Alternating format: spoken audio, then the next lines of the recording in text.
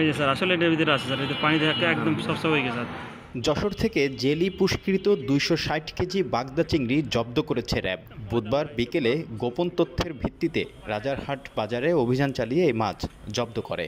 পরে যশোর সদর উপজেলার সিনিয়র মৎস্য কর্মকর্তা রিপন কুমার ঘোষের উপস্থিতিতে প্রায় 2 লাখ টাকা মূল্যের চিংড়ি মাছ ধ্বংস করা হয়।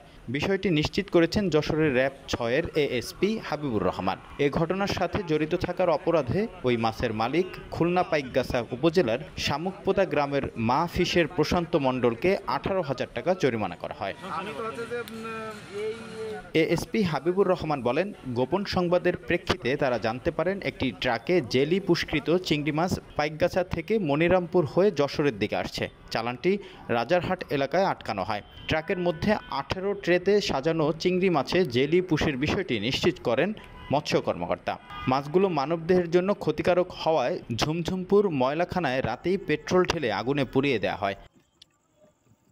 যশোর সদর উপজেলার সিনিয়র মৎস্য কর্মকর্তা রিপন কুমার ঘোষ বলেন, চিংড়ি মাছের মধ্যে ওজন বৃদ্ধি করার জন্য কিছু অসৎ ব্যবসায়ী জেলি পুশ করে, কিন্তু তারা বোঝে না জেলি মানবদেহের জন্য কী পরিমাণ ক্ষতি করে। এ জেলিতে ক্যান্সারের মতো মারাত্মক রোগ হওয়ার আশঙ্কা রয়েছে।